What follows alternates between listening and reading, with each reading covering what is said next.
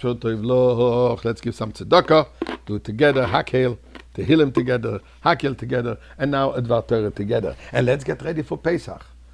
But don't get scared. I'm not referring to the start cleaning now for Pesach. No b'dikas chametz going on, no dishes, etc., etc. What we do have is, tonight is the 14th day of the month of Iyar, which is called Pesach Sheni, the second Pesach. What is this all about? On the second year after we came out of Egypt, Moshe Rabbeinu came to tell the Jewish people that God wants you to celebrate Pesach, to bring a Paschal lamb and offering, similar to what you did in Egypt one time. What happened was, since it's a korban, an offering, people who are considered spiritually unfit, unclean, cannot bring a korban. So there were a group of people who they were tomei lenefesh, either because, as some say, that they carried the bones, carried the coffin of Yosef HaTzadik. Others said that they were simply the Hever Kadisha. They were the people who were the burial society who took care of the natural people with natural death. So they came to complain, and they said the words, Lama nigora, why should we be deprived? Why should we not be able to celebrate Pesach and the Korban Pesach? They were obviously very sincere, and God responded, indeed, I give you a second chance. You can do this on the 14th day of the month of Iyar, a month after Nisan, a month after Pesach. You will now be able to bring the Korban Pesach. Now, it doesn't come with all the restrictions of Pesach. In other words, not eating chametz for the 7 or 8 days, etc. But the day itself, you will bring the offering and you will eat it as you're supposed to. Today, we don't have yet the Beis HaMikdash. Hopefully, by tonight it will be. By tomorrow we'll have it, and we'll be able to bring the Korban Pesach. But if Chas v'Shalom not, we will mark the day by eating a little bit of matzah, preferably shmura matzah if you still have, and we won't say tachanun. But again, as I said, no need to start cleaning the house. So that's the mitzvah of Pesach Sheni.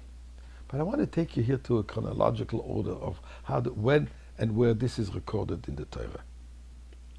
So as I said, this happened in the month of Nisan, the year 2449, which should be right in the beginning of the book of Bamidbar. Yet in the beginning of the book of Bamidbar, the Torah relates an event which happened later, a month later actually, in the month of Iyar, in the year of 2449. What is it referring to? But the counting of the people. Why not go in chronological order and first telling us about this event, the request of Lama Nigora, and then? So our sages tell us the following.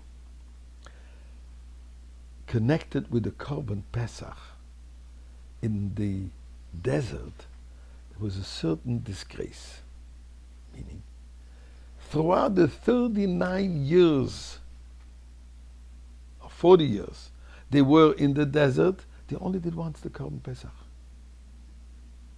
So the fact that they didn't do the Korban Pesach the whole period or throughout the entire journey in the desert, therefore the Torah first wants to speak about the importance, the quality, the specific love that God has for every single individual Jew by counting them. And then he tells us about the Korban Pesach, and we will also find out that they haven't done it again. But the question is, why is it a disgrace? They couldn't do it. They were not allowed to do it. Because God said, you will do the Korban Pesach once you come into the land of Israel, to Eretz Israel. So why can we blame them for not doing the Korban Pesach? And it's called a disgrace they didn't do it. There was no mitzvah. The mitzvah was to do it in Eretz Israel, and not in the Midbar, not in the desert. But the answer is in Pesach Sheni. What do we say in Pesach Sheni? Those people who were spiritually unfit, they could have well said, the reason I don't do the mitzvah is not because I don't want to do the mitzvah, because I'm not allowed. God said that somebody who is tamei cannot bring the Korban Pesach. So be it. I accept God's wish. They didn't act this way. How did they react? They came and demanded and begged and screamed and shouted, I presume. And they said, Lama Nigora, why should we be deprived? In other words, they demanded, they got it. So the Torah is telling us the following. How come they didn't demand throughout the 39 years to be able to do the Korban Pesach? The fact that they didn't demand is an indication of something missing, which is a message to us. We're more than 39 years in exile, 2,000 years in exile. We must demand. We must beg, scream, shout, sing.